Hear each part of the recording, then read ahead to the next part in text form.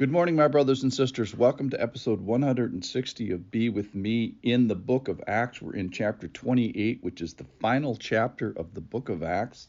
The title of this little section I'm going to read is Paul in Rome. He's been trying to get to Rome for a long time, chapter after chapter of excitement and shipwreck, literally.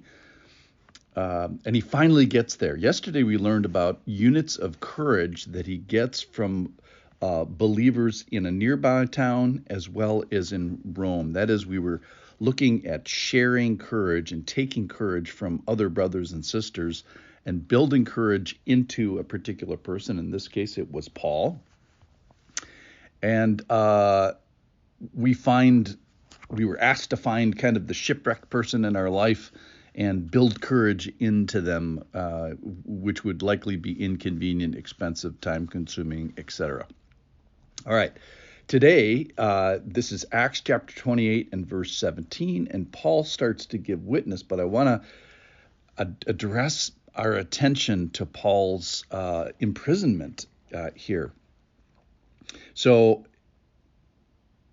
I'll start with verse 16 because it tells us something about Paul's imprisonment.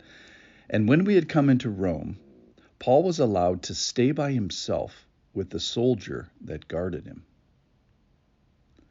After 3 days, he called together the local leaders of the Jews, and when they had gathered, he said to them, "Brothers, though I had done nothing against our people or the customs of our fathers, yet I was delivered as a prisoner from Jerusalem into the hands of the Romans. When they examined me, they wished to set me at liberty, because there was no reason for the death penalty in my case. But because the Jews objected, I was compelled to appeal to Caesar, although I had no charge to bring against my nation.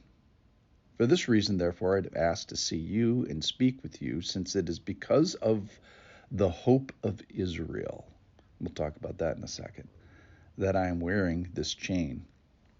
So Paul, even though he was allowed to stay by himself, he still had a chain and he still had a soldier, and he didn't have his liberty that he had to invite these Jewish leaders to him rather than going to the synagogue. All right, verse 21. And they said to him, this is the Jews of Rome saying now, "We've received no letters from Judea about you, and none of the brothers coming here has reported or spoken any evil about you. But we desire to hear from you what your views are. For with regard to this sect," that must be Christianity, the way, "we know that everywhere it is spoken against." When they had appointed a day for him, they came to him at his lodging in greater numbers. From morning till evening he expounded to them, testifying to the kingdom of God and trying to convince them about Jesus, both from the law of Moses and from the prophets. And some were convinced by what he said, but others disbelieved. All right, so he's addressing the Jews first as he gets to Rome. He's going to obviously speak to the Roman authorities, but he speaks to the Jews first by calling him into his little, let's call it a home prison or house prison, probably provided by the Christian church there in Rome. And he speaks of the hope of Israel. And he says that the people that are listening have heard about Christianity and are sort of against it, but Paul does not have anything bad to say about the people that have accused him. In other words, he's giving a good example of what Jesus did when he was being persecuted. That is, he didn't revile against the people that were attacking him. So he didn't make like personal attacks against them, and neither does Paul here. He just makes an argument and says, hey, listen to me. I'm going to talk to you from Moses and the prophets as they come to visit him, probably because he's chained to the ground, or at least to the other soldier.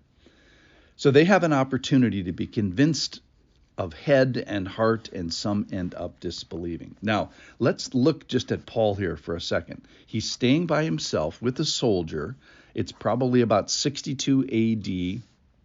He's working through some incredible theology. He's writing the book of Ephesians and Philippians and Colossians during this time. He's already written the book of Romans and Galatians and 1st and 2nd Corinthians. This is his first imprisonment in Rome. Another one is going to follow in a couple of years. We find out he's still chained, and we find out that yesterday especially, that he was encouraged by the brothers and sisters that he had in Rome. Presumably it was the first time he was ever in Rome, and certainly was the first time he was ever there with Christianity, since Christianity was relatively new. Now, this hope that he's talking about is the hope connected with or on the coattails of the resurrection. And he often circles back to this. We've heard that the resurrection is of the just and the unjust.